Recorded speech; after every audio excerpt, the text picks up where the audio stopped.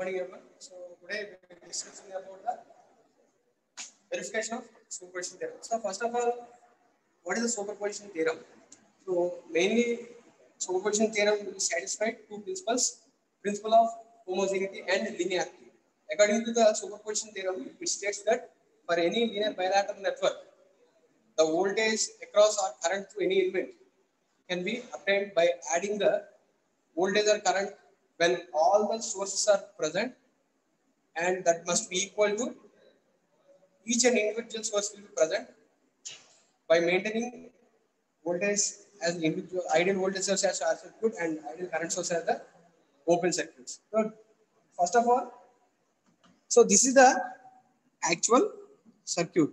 So the circuit consisting of two voltage sources, and these are the resistors. So simply, first of all, what is superposition theorem? So I am interest is to find the current through this 70 ohms by 2.8 ampere rheostat current through this middle branch.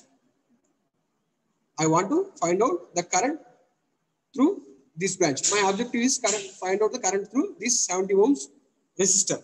So here two sources are present. According to superposition, what it means?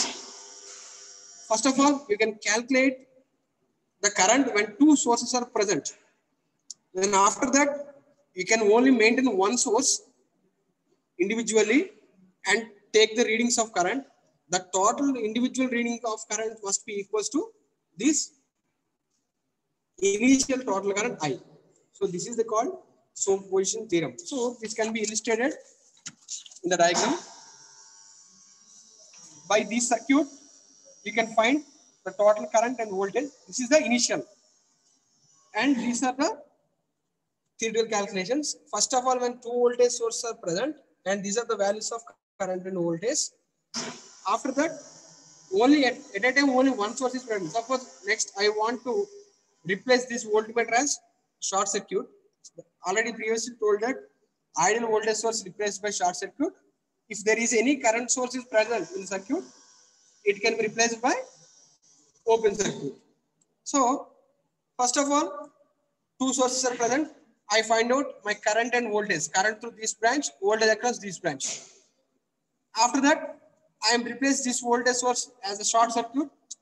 Again, I want to current through this branch, voltage across this branch. It can be denoted by V1, I1. Initially, when two sources are present, voltage as V, current as I.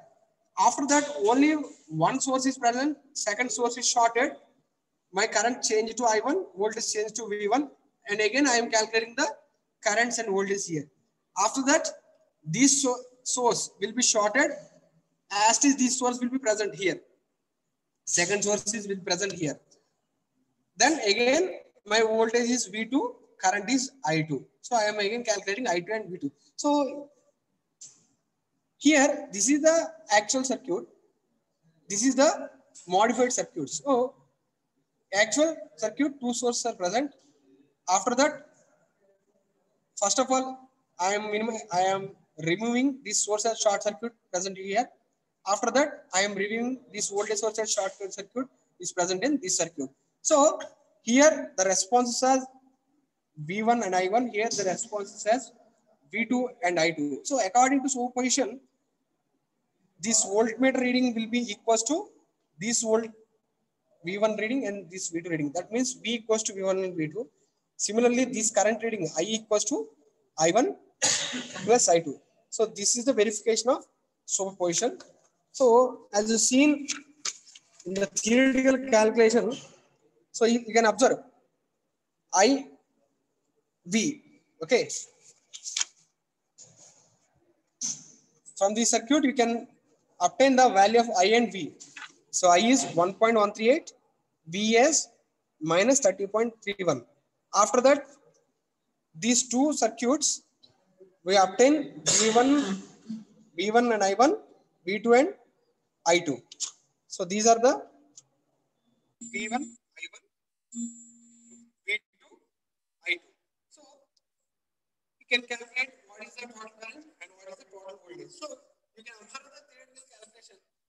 The actual current I is equals to I1 plus I2. So here I observe I value 1.138, I1 plus I2 also 1.138.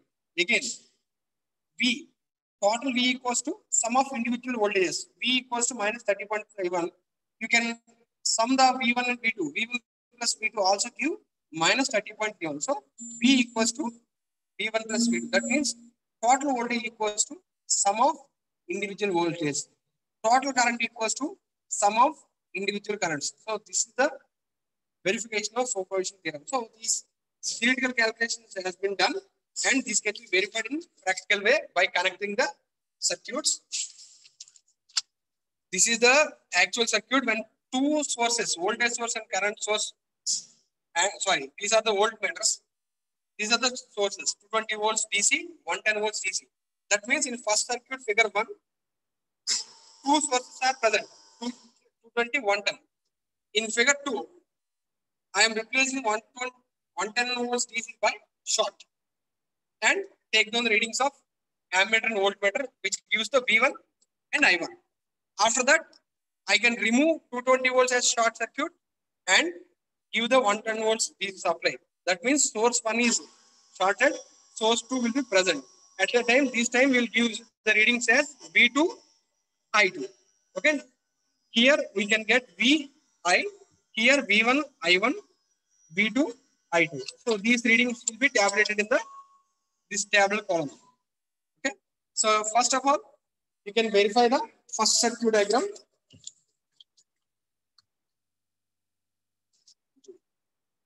So this is the first circuit when two sources, 210, 110, both are present, and what are the currents and voltages. So you can observe the connections. This is 210, this is 110 volts supply. Then these are the connection diagram.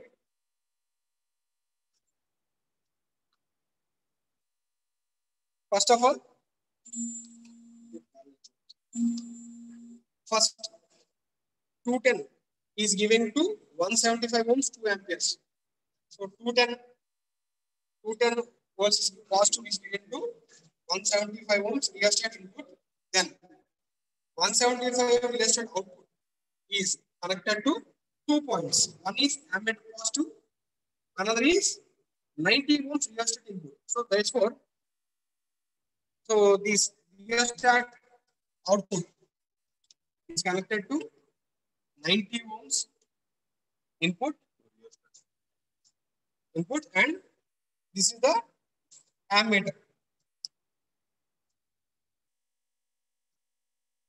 Two rheostat. Sorry, for all of you. Here, 175 ohms output, rheostat output is connected to 70 ohms rheostat input, 90 ohms rheostat input. So here you can observe, these are the 90 ohms, these are 70 ohms, these are the 70 ohms rheostat, this is the 90 ohms rheostat. So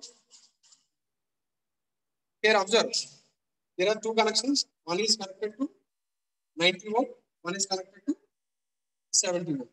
Okay. Similarly, remaining circuit will be connected in this fashion. Okay, there is a ammeter which is connected to 70 ohms rheostat output. This is the 70 ohm rheostat. This is the output. This will be connected to your ammeter. Then there is a voltmeter connected across the 90 ohms. So this is the voltmeter connected across these 90 ohms. So then switch on supply.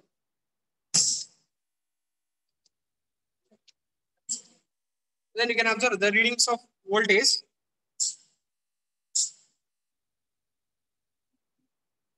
This is the current value.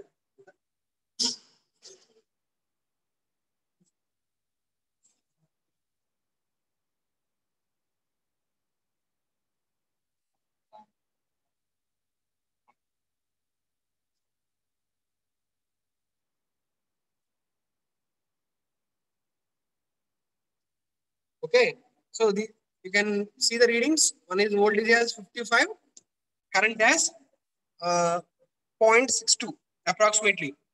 Okay, this is the current and voltage when two sources, 220, 110, both are present.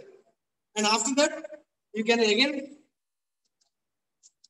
Again, next circuit diagram, when 220 volts will be present as is, but 110 is shorted.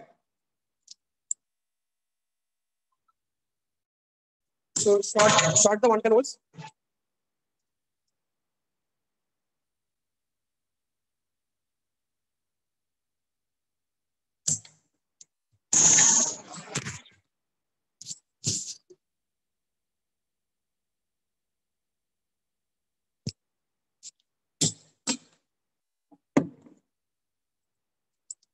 So 110 is short circuited. You can observe the voltmeter waveform. Here we change the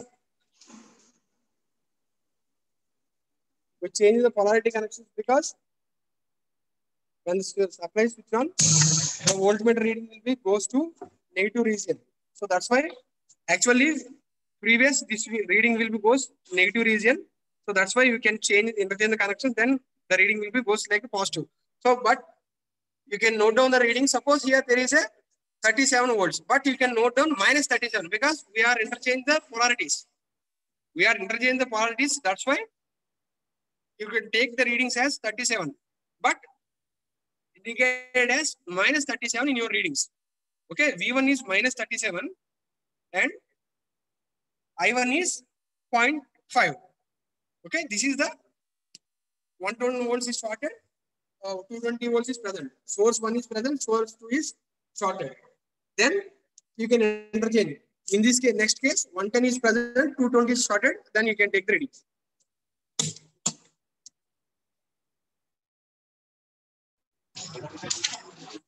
So here, source 1 is short circuit simply by connecting the two polarities, and 110 volts is again reconnected. In this case, you can observe the readings of voltmeter and ammeter as V2 and I2. Previously, V1 and I1. Here, after connecting 120 volts DC supply, so this circuit, you can note down the readings.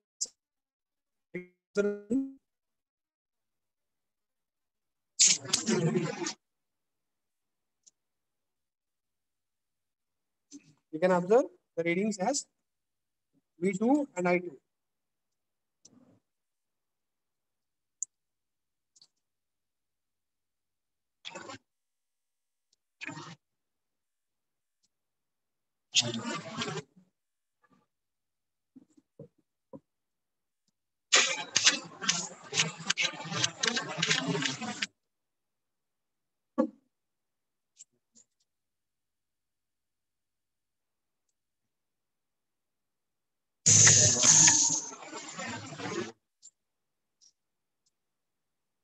So here you can observe there is a reading negative value less than 0.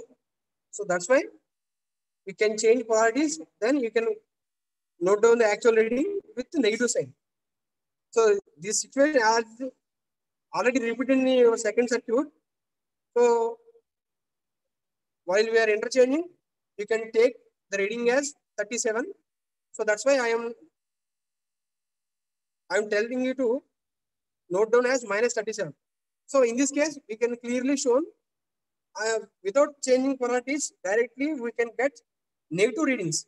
So for our reading purpose, I am changing the polarities of voltmeter, positive as negative, negative as positive. Then again take the reading, put the negative sign here. Okay.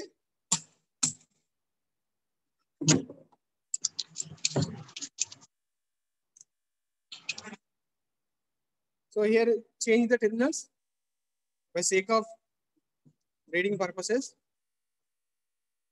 and we maintain the negative sign while entering your reading value.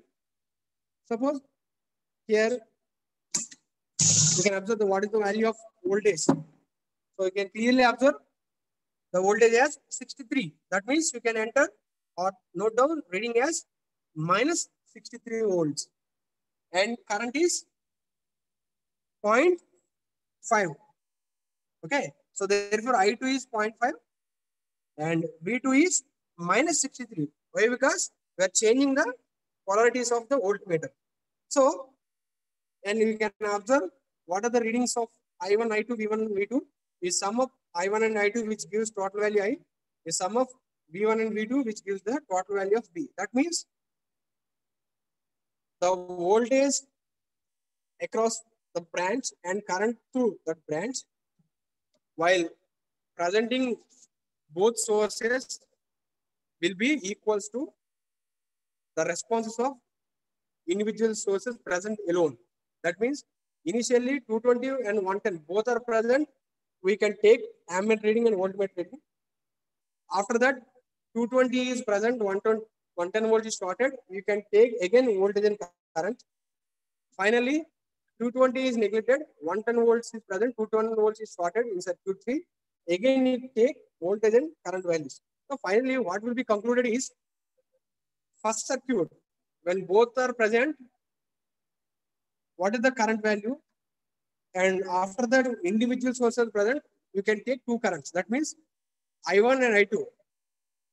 That are the currents at 110 volts and 220 volts present alone. I is the current present in the circuit when both sources are present. Okay, therefore, your current value I must be equals to I1 and I1 plus I2. Similarly, V is the voltage that will be present or appeared across that branch when both sources 220 and 110 are present. V1 and V2 are the voltages of that branch corresponding to each source acting alone. So you can verify V equals to V1 plus V2 and I equals to I1 plus I2. So therefore, the total response equals to sum of individual response. Okay. Then superposition theorem is satisfied. Thank you everyone.